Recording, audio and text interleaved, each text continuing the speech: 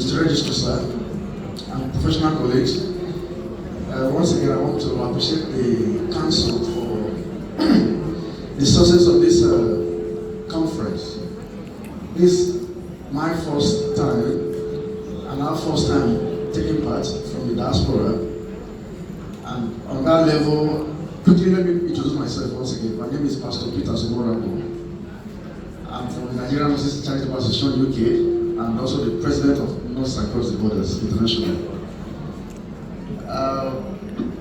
On that basis, Mr. Registrar, I want to suggest that subsequent conferences like this, we'll be very glad if you could also extend invitations to us, not as participants, but also we'll be very glad to be part of your resource persons, so that we can share best practices. That's one suggestion I want to make. The other suggestion I also want to make, based on the strides the council has taken in terms of improving the standard and the regulations of nursing practice and training. Most of the information you pass across to the leaders here today may not get down to the nurses or even the junior ones.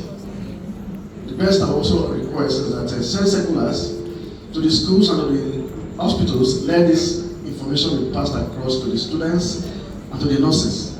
Because if the nurses are not aware of what the policy is on the part of the council, and some leaders deliberately want to, for one reason or another, choose to delay the progress of any student of nurses, they know that they can complain or write to the council, and so the council will take up such issues.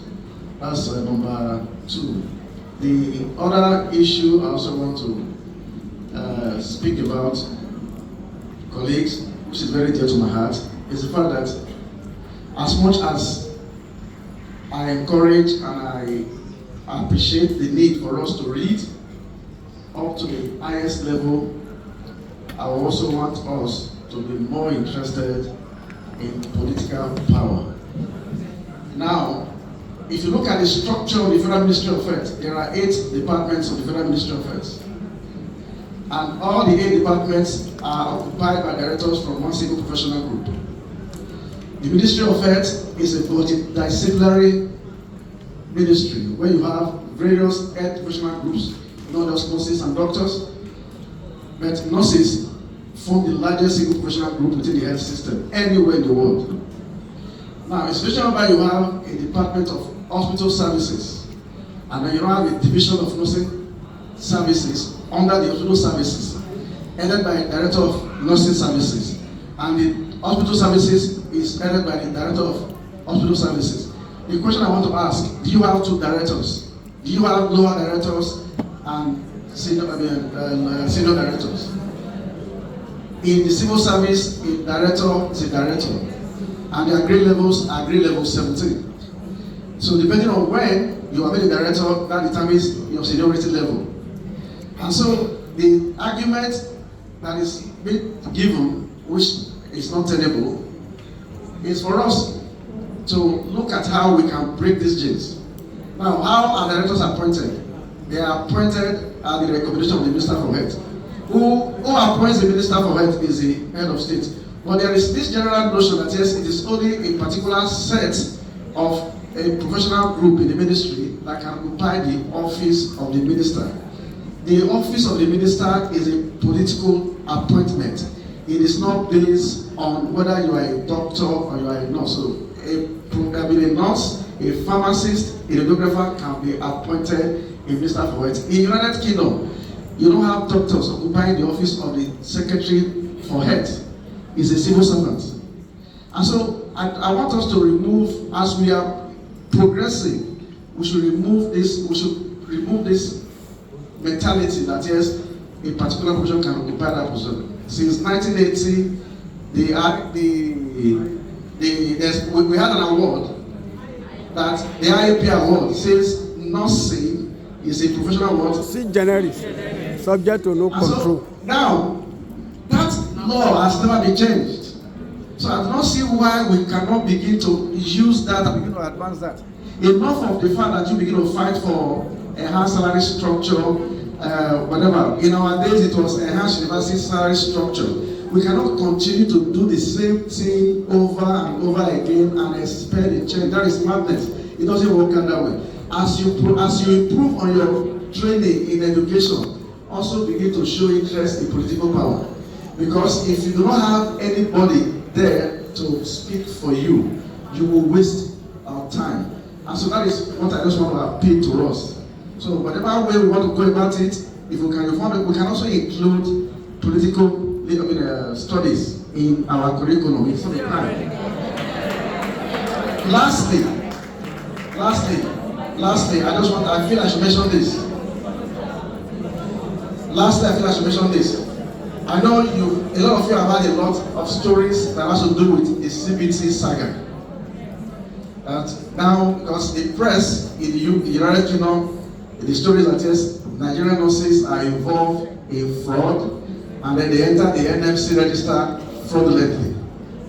I stand here with every sense of responsibility to state that yes, our nurses are intelligent, our nurses did not involve in any form of fraud, and I just want to tell you, based on even the investigation carried out by the NFC, one, they said the system was not tampered with. Two, they said everything was okay. Or two things they said there is a likelihood of toxic textiles. I'm quoting them. And then, secondly, that the nurses finished their exam in such a manner that is not globally, they were too fast that when they compared it with the global standard, they were too fast for that. The question I want to ask, if an exam is for 2 hours and you answer it in 1 hour, is there a crime for that? So that is exactly why the nurses are being punished.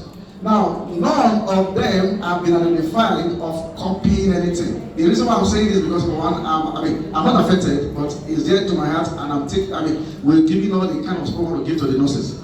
Now, the nurses were asked to retake the same exam in the United Kingdom. You know that some of them passed the exam faster than they passed in Nigeria. I'm stating it to you, it is. So, for the NMC to sit down to say, okay, fine, if we query the result from Unique in Ibadan because of the fact that they failed, but under their nose, they passed the exam. Of all the test of competence TOC exam done by internationally educated nurses, the simplest exam is the CBT test. The IELTS is more difficult. The OSCE is even further difficult. So a nurse who passed the IELTS exam passes the OSCE and was organized and supervised in the United Kingdom.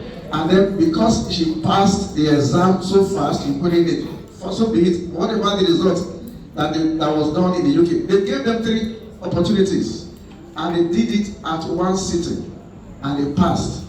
And so, how do I end this? I know the government is involved, is interested. The council should be concerned because these nurses were registered from this council.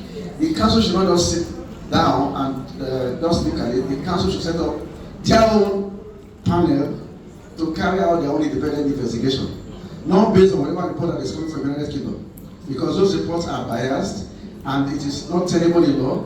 The NFC cannot be a judge and the prosecutor in their own case. If you accuse somebody of committing a crime, it's a criminal offense. So you take them to court, and when the court establishes that they committed that crime, then they can be punished. But right now, a lot of our nurses are suffering because of this profiling, I call it profiling. And so, but hopefully, as time goes on, the law will take its course, and those nurses will be exonerated. So do not be discouraged. That's how I will let you know. Thank you very much.